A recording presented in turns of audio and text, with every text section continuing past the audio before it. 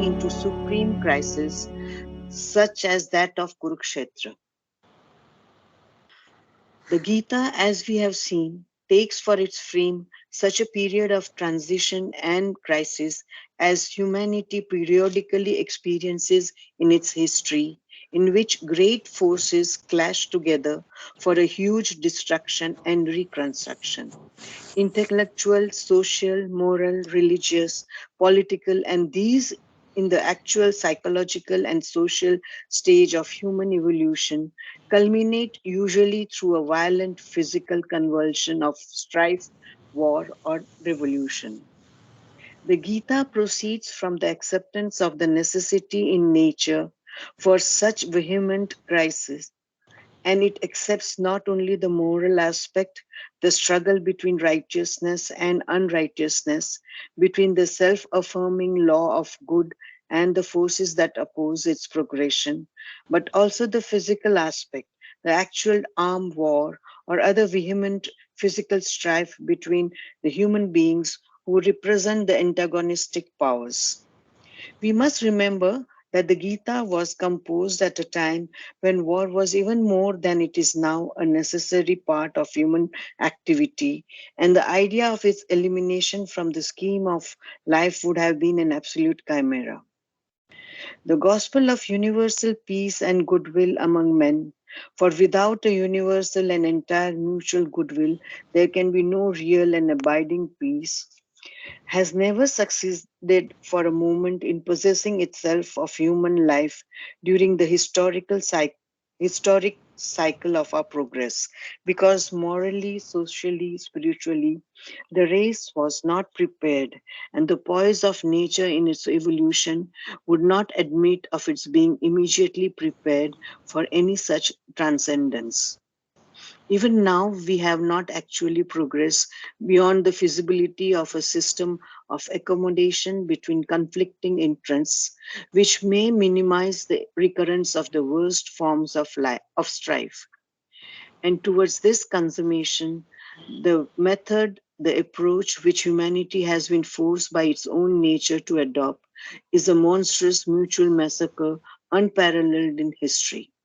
Yeah, a universal war full of bitterness and irreconcilable hatred, is the straight way and the triumphant means modern man has found for the establishment of universal peace.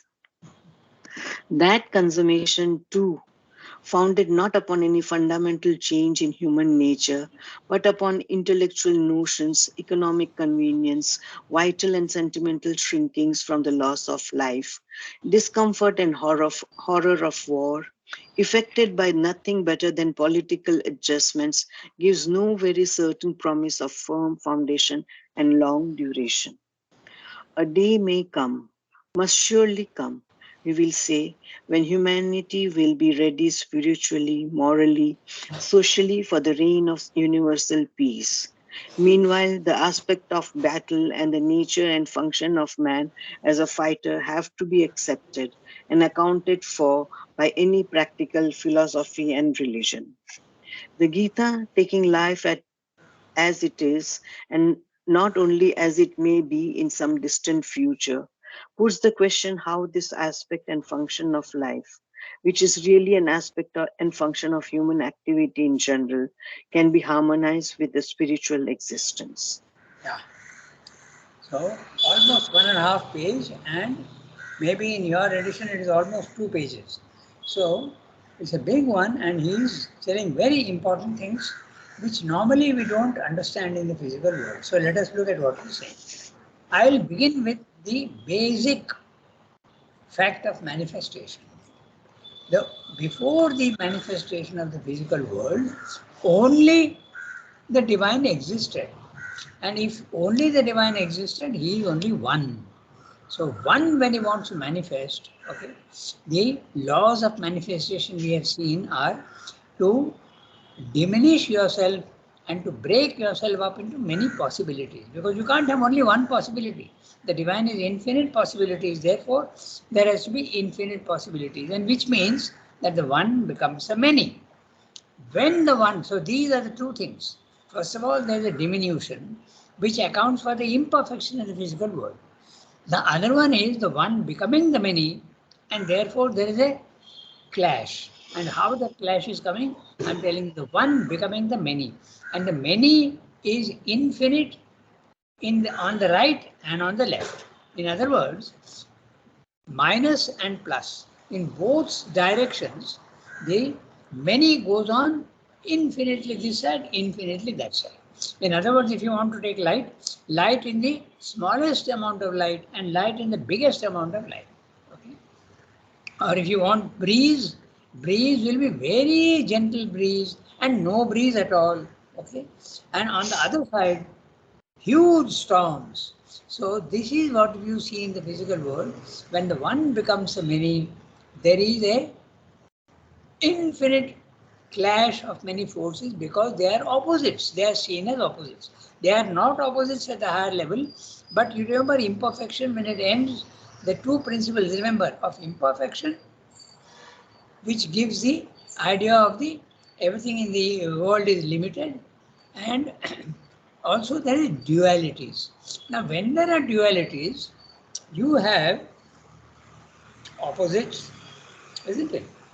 Because of the extremes, this side and that side. So clash is inevitable because of the dualities in the physical world. So this is what we have to realize. So we often try for peace. Of course, we have to try for peace, but you will never fully succeed unless you go to another level. At the level where the dualities are always there, you will never be able to establish peace because that's a law of the physical world. The law of the physical world is multiplicity, and multiplicity implies many things, and many things means opposite things also exist.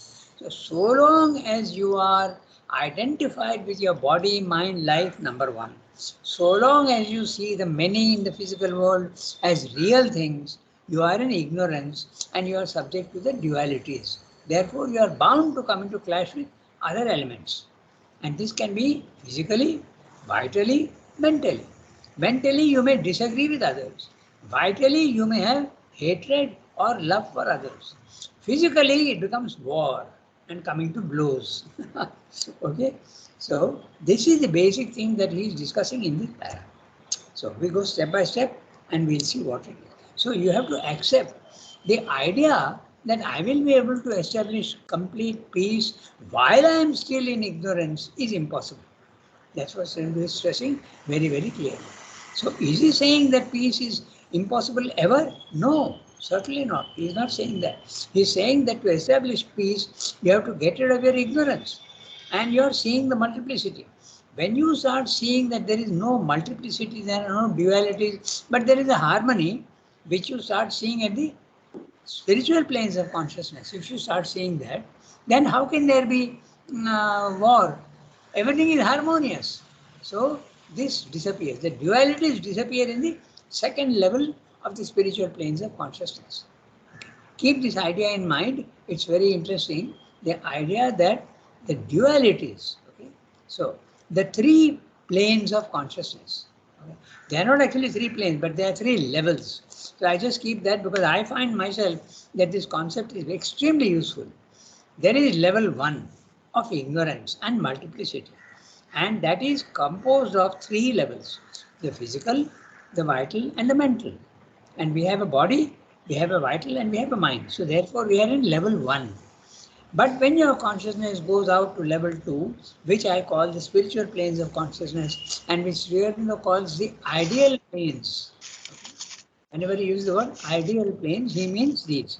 And he has divided that into four basic planes: the higher mind, the element mind, the intuitive mind, and the overmind. And in each way, when you are rising, you get more and more knowledge and more power and more understanding of things. The last level is the supermind. When you go to the supermind, all the problems of life get solved. Okay? Even they don't get fully solved in the spiritual planes of consciousness. Spiritual planes of consciousness, the individual is solving his problem of suffering, okay, but not the society. So there has to be a society, a collection of individuals who are at a higher level of consciousness, and within them there will be peace and calm, but not at the lower level. So man is bound to come into clash. That's what he's discussing here. We go into each sentence and see what he said. Then, as to human life in its actualities, in the physical world, actuality, we have to accept its aspect of a struggle and a battle, mounting into supreme crisis, such as that of Kurukshetra. I can have a disagreement with one country or with my neighbor, I can have a disagreement. But that disagreement can become intense, and it can become so intense that I come to blows with my neighbor. And that is what is happening in war also. And it was so accepted in the past, even when you were going to war, well, they were considered heroes. There's nothing wrong with war at that time. Take 2000 years earlier, okay? Nothing wrong. In fact, Alexander is supposed to be a hero. And what did he do? He conquered most of it. Right? He came right up to the India in Punjab. He conquered the whole thing, and he was doing it with war. Okay? But there's nothing wrong. He is worshipped as a hero. What about Napoleon? He tried to unite Europe through war. So it was accepted as a part of human life. That is why there is a Kshatriya, and he has to deal with this problem. Then, so you have to accept that there is disagreement and there is chaos and there is disharmony in the physical world.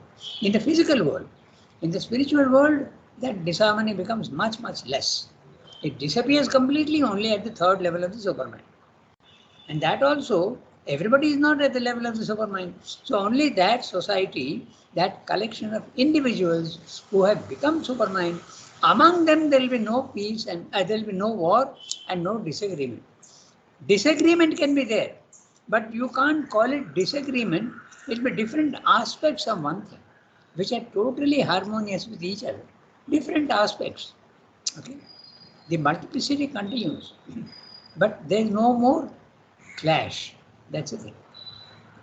I go to the next sentence. The Gita, as we have seen, takes its frame such a period of transition and crisis as humanity periodically experiences in its history.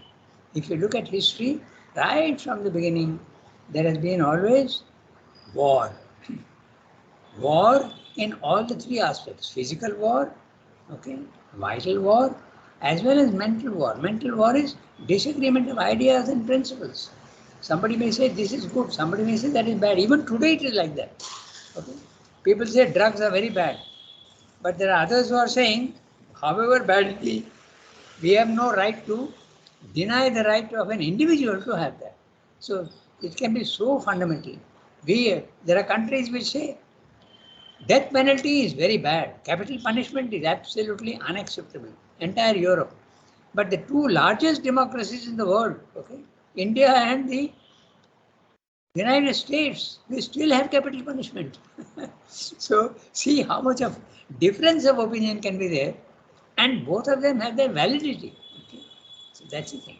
So this is what Sindhu is saying. The Gita, as we have seen, takes its frame such a period of transition and crisis as humanity periodically experiences in its history, in which great forces clash together for a huge destruction and reconstruction. Note that. That justifies the destruction, because immediately after the destruction, there is reconstruction. Okay? In India, we have a very interesting case. Of course, Germany and Japan are excellent examples. After the Second World War, both Germany and Japan were completely destroyed. Completely. But within 5, 6, maximum 10 years, they were back to their glorious period of absolute physical prosperity. Okay? So reconstruction is always there. In India also we have an interesting case when the earthquake, okay, absolutely flattened that town in Gujarat, Bhuj. No? Latur, no? Huh? Bhuj, yes. Yeah. Bhuj. No, in Yeah. January 26. It was completely flattened by the earthquake. But they rebuilt it in no time at all. It's a very interesting phenomenon in India. Okay. Yeah, there was another one also, Latur. Latur also was completely built. It was a small village, not like a town in Bhuj, but This was what happened. Okay, so reconstruction is always there. So you shouldn't look only at one aspect and say, oh, this is bad. There is reconstruction also. And this destruction and reconstruction can be at so many levels, everything. Intellectual, social, moral, religious, and even political. And finally, even physical. That's what he's saying. So, intellectual, I can have a disagreement with somebody else. But when you go to a slightly higher level of consciousness, you see that the two can be harmonized. So, that's intellectual destruction and reconstruction. Many of our ideas are being destroyed today. Okay, just the other day, okay, the Supreme Court in India said that the profession of prostitution, okay, until now mankind is saying this is the worst possible thing that mankind can do. Okay, but now they are saying that it is not as bad as you think. There you have the right. Those who are engaged in this profession have the right to live their life. They have no other way of income. So this is their only way. So we have to give full respect to them. See how the ideas are changing. Okay. So then the other one which is very interesting also, which we have not been able to solve, is the problem of euthanasia. Okay. Euthanasia is a problem which we have not been able to solve yet. Taking life with the idea of mercy and kindness, or letting him live with suffering, which is better. That problem we have not been able to solve. There is the problem of dualities in the physical world. Okay? So intellectual, then social. Intellectual also, there is another example, very interesting example, which we thought was absolutely wrong, but now all over the world people are changing. Okay, that is that the homosexuality. Okay, so that was considered very bad, but actually they have seen that it's a defect of nature. At the gene level itself, this thing is there. It is deep rooted. It's not something that the man decides by. It is driven by nature. Okay? He is a machine. He has no choice. It is done automatically by nature. So it has been seen that even animals, it exists. So mankind has completely changed their idea about it. The most famous case in this one is the that Oscar Wilde. Yeah? He was so sensitive and such a magnificent writer, but he had this problem and he was jailed, poor fellow. But now they have seen that that's very, very unkind and that need not be done. So intellectual ideas go on changing, okay, clash, and comes destruction and reconstruction. Then social, okay. Social also, some things which are there in one country is acceptable, is not acceptable at other levels. Okay. Monogamy and polygamy, okay, that's one thing. Then morality, even morality also, there are so many different types of moralities. And what is acceptable in one country is not acceptable in another country. Religious, most famous, Christianity um, and Islam and all, they all differ in their ideas. Okay? So, but we have to, when you go to the spiritual, the second level, then some of these things get solved, but not all. Finally, political. We are seeing that political difference now very much between China and the rest of the world. Okay. In other words, so long as you are at level 1 in the ignorance, you cannot avoid clash. Clash at the mental level, clash at the vital level, emotional level, as well as the political level and even physical level. That's what Sendo is saying finally.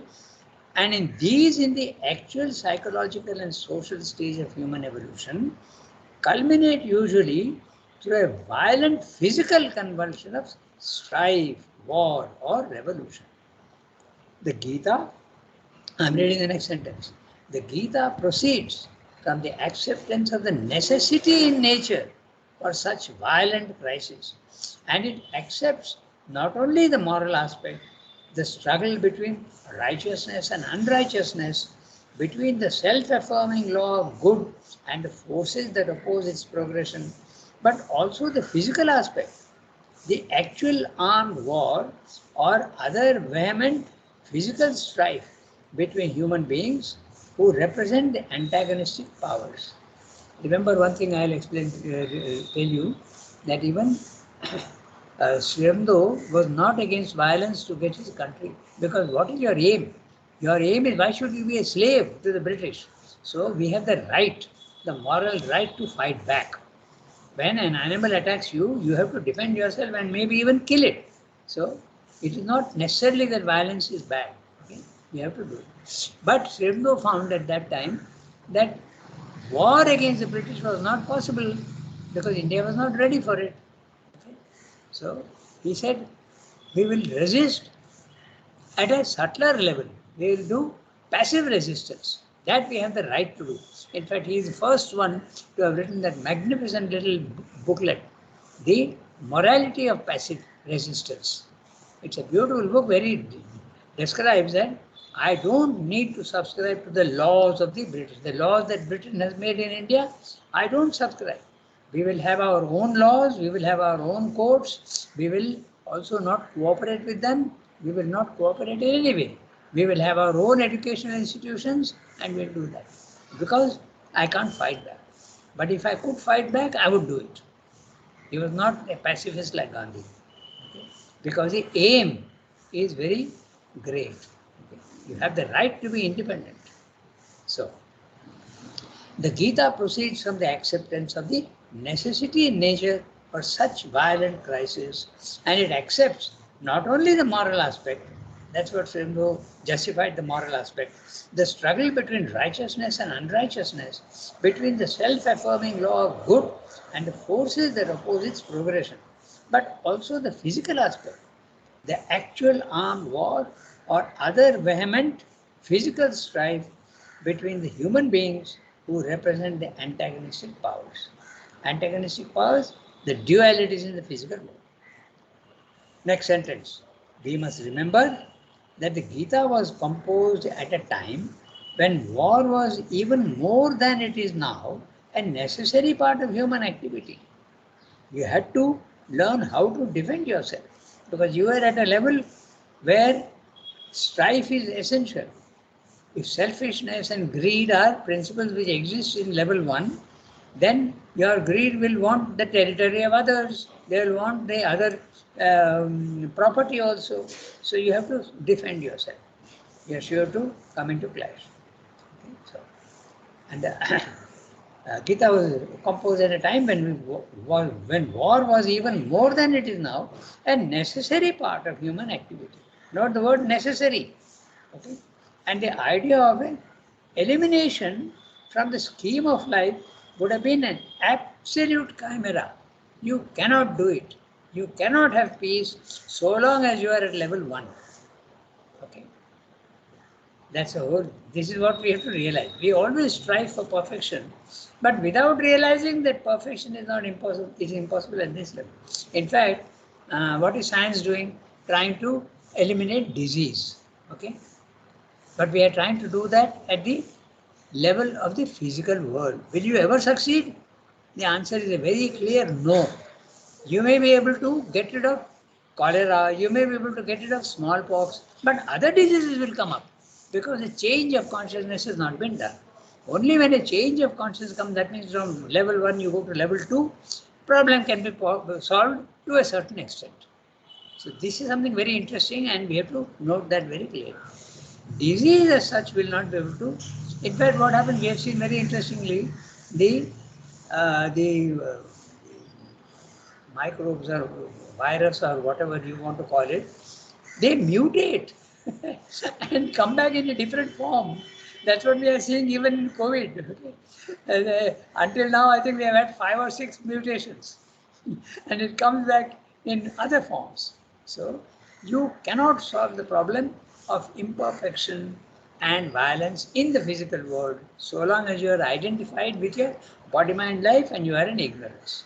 That's what is being said. Very, very clear.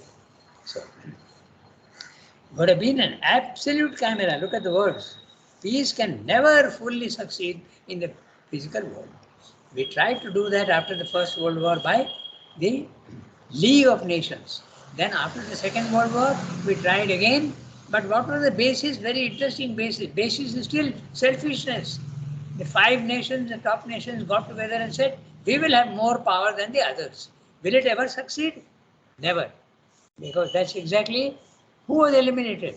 India was eliminated. Of course, it was our own fault. But we were offered a seat in the Security Council, but we refused. Nehru said, what will I do with that? He refused. It's a well-known fact. Otherwise, and we proposed China go into it. Otherwise, we would have been in the Security Council even at that time. So anyway, that's another story altogether. We don't need to go into that. So now, the second next sentence: the gospel of universal peace and goodwill among men. I eliminate the parenthetical phrase. I am reading the sentence by eliminating the parenthetical phrase. Parenthetical phrase, we'll come back to it.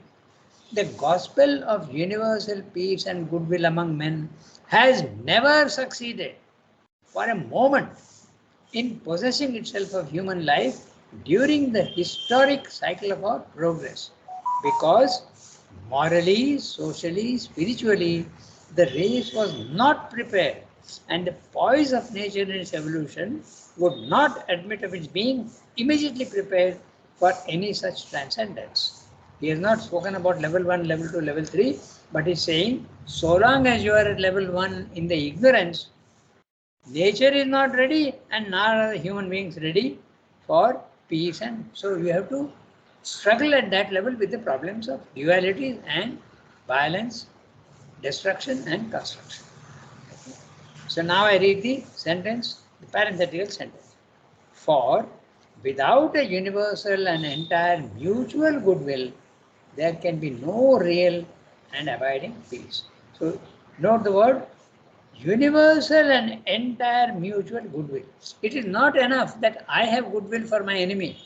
He also must have goodwill for me. In the physical world, it's not like that. Okay? Okay, I may have an enemy and I talk to him and we have a nice relation between ourselves. But what about third person, fourth person, fifth person? Is everyone going to do that? Not possible. And the need for that, Srimli is saying very clearly, you must have a universal mutual goodwill. Everybody must have goodwill. And entire goodwill, not partial goodwill. So, and when will that be available? To a certain extent in the second level, but never in the first level. He's so clear about it. Never in the first level. So long as we, even after the Second World War, we thought that now we'll be able to eliminate war. But what's happening today? Okay, Russia has gone into Ukraine and the war has started and is threatening to become a world war. In fact, some of the astrological predictions are that war will become third world war will start. But anyway, that's again another subject. But point is, war cannot be avoided so long as you are at level 1. And Srivda has described this very well in the ideal of human unity. He says that the basic defect of the United Nations as it was made in the World War was this Security Council has got only 5 permanent members, okay? USA, Russia, France, England, and who is the other one? China. Okay, these 5 have got the power of veto. That won't do because that's unequal. And equality has to be there. So long as this is there, the imperfection will continue to exist. He also predicts that the corrections will be made. In other words, there's an implication that India also will get its seat. But India is suggesting that either the veto power should be completely eliminated. It should not be there at all in the Security Council. Then real democracy can come in United Nations. So, has never succeeded, very clearly he is saying. Okay? And the poise of nature. What is the poise of nature? Poise of nature can be level 1. Poise of nature can be level 2. Poise of nature can be level 3, but then it's not nature anymore. It becomes only spirit. So then that can change. In its evolution, there is level 1, level 2, level 3. That's evolution. Would not admit of its being immediately prepared for any such transcendence. Normally, when man is at his identified with the body, mind, life, he can never go to the higher level. He can go to the higher level when his consciousness is free of identification with body, mind, life. Okay? Even now, we have not actually progressed beyond the feasibility of a system of accommodation between conflicting interests, which may minimize the recurrence of the worst forms of strife. I think what you mean now, even now, we have not actually progressed because he was writing the Arya between 1914 and 1920.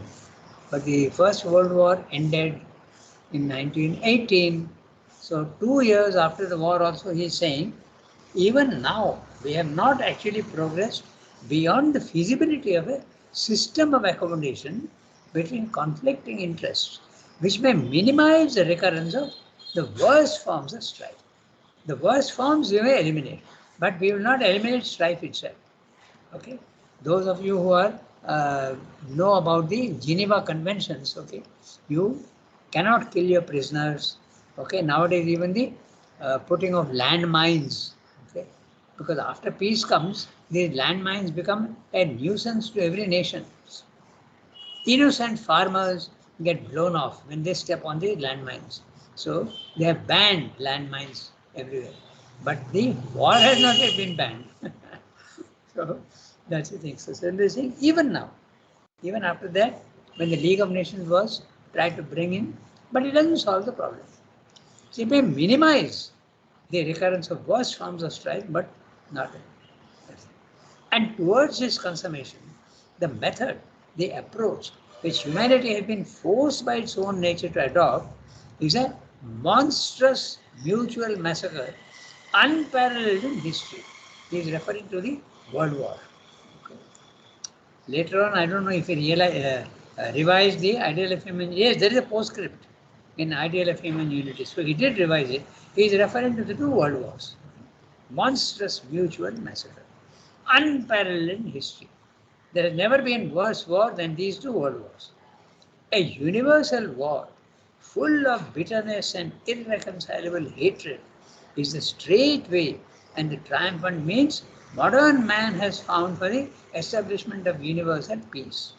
So Samuel put an exclamation mark there. He is very ironically saying, we want peace and we will do it through the worst possible war. A war to end all war. Will it ever succeed? So note that exclamation mark. He is being sarcastic. Okay. I want to eliminate war by waging the last war. That's what he's saying. That consummation too, founded not upon any fundamental change in human nature, but upon intellectual notions, not a spiritual need, intellectual notions, economic convenience, vital and sentimental shrinkings from the loss of life, discomfort and horror of war, affected by nothing better than political adjustments. This idea he has developed fully in the ideal of human unity. Political adjustments gives no very certain promise of firm foundation and long duration. He was so right when he wrote this. The League of Nations did not succeed. After 30 or 40 years, it had to be disbanded or changed. And United Nations today also, they are saying that it has no power to do anything. So it can't last in its present form. It has to change. A day may come, and then he is assuring you, must surely come, which will say, we will say, when humanity will be ready spiritually, morally, socially, for the reign of universal peace. Meanwhile, the aspect of battle and the nature and function of man as a fighter have to be accepted and accounted for by any practical philosophy and religion. Clash of ideas, clash of sentiments, and clash even physical action is bound to happen so long as you don't rise to the higher level. The Gita, taking life as it is and not only as it may be in some distant future, puts the question how this aspect and function of life, which is really an aspect and function of human activity in general, can be harmonized with the spiritual existence. So, this is what he's saying. So, we have got 8 minutes. So, we can read one more. So, very clearly, he's establishing, he is telling you why the Gita, which is misinterpreted. People are saying, particularly that there is a Wendy Donegal, she is supposed to be an Indologist and she has got even a PhD on it, okay? And she doesn't understand Indian civilization at all. She says the Gita is a manual for war. Arjuna is being encouraged by the divine to wage war. What is this? How can it be? But she doesn't understand what she's saying in this para, that war is inevitable and you have to accept it. That's what it means. So if you have to accept, if you are peaceful, will your enemy be peaceful? Never. So that cannot happen. So you have to defend yourself. So war is cannot be wished away at the physical level. That's exactly what he said. It's a fact of life. Okay? So this idea is not Can at all. I ask a question? Yes, go ahead. How does one jump into the higher mind? Oh, that is what yoga is all about. And yoga, there are so many different types of yogas. No? That's exactly, there is a discipline to be followed. Even if I want to be an engineer, I have to spend 5 6 years of theory, and then I must know how to do it, and then I must become an apprentice and practice. Even a doctor needs to have 5 year course, and then if he wants to do a PhD or another 4 5 years, and then practice. And practice also will give you experience, which you may not have on theoretical knowledge. So everything there's an effort, and the effort to go to level 2 is yoga. And there can be different types of yoga. There can be Hatha Yoga, Jnana Yoga, Bhakti Yoga, Karma Yoga, Kriya Yoga, and lastly, Integral Yoga. That's the way to go to the higher level. There's no other way. Yoga. And the method has been discovered by man. Only we have to do it. And you will do it when you feel the necessity. Normally, you don't feel the necessity. Ordinary man is very, very satisfied with level 1. Very clearly. Even those who have gone to a spiritual level, I was seeing a video the other day which says that, okay, before I understood I was very satisfied. I thought that I have to go through college, get an education, get a degree, and do a job, raise a family, build a house, leave my property, my children, and then die. That's the aim of life. 90% of humanity, this is what they think. Okay? That's exactly what he said. Okay, so the question how to jump to that level 2 yoga, wanting to do it and pursuing in great earnest, then you can do it. Okay, so the time is 8:30. I got 5 minutes more. Maybe we can read it because we have got 5 minutes.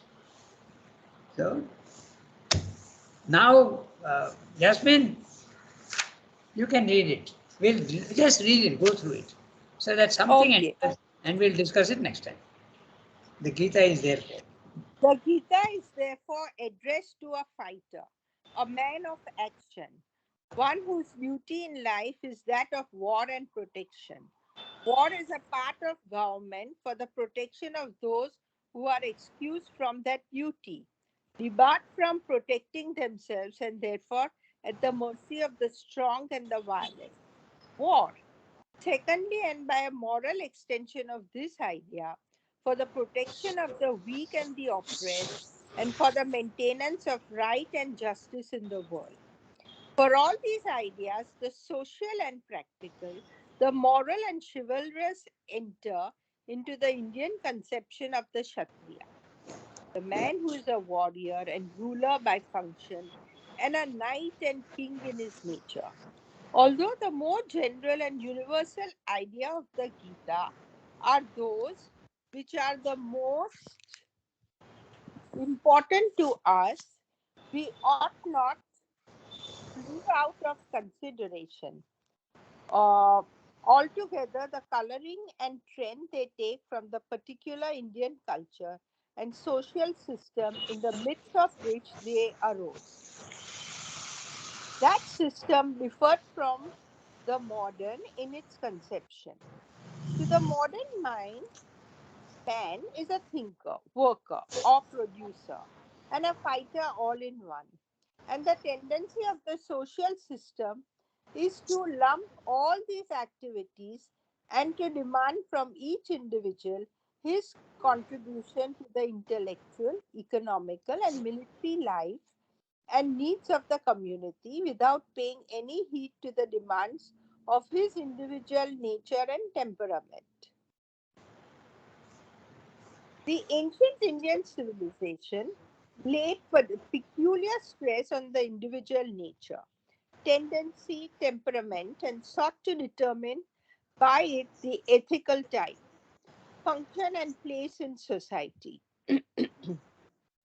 Nor did it consider man primarily as a social being or the fullness of his social existence as the highest ideal, but rather as a spiritual being in process of formation and development, and his social life, ethical law, play of temperament, and exercise of function as means and stages of spiritual formation.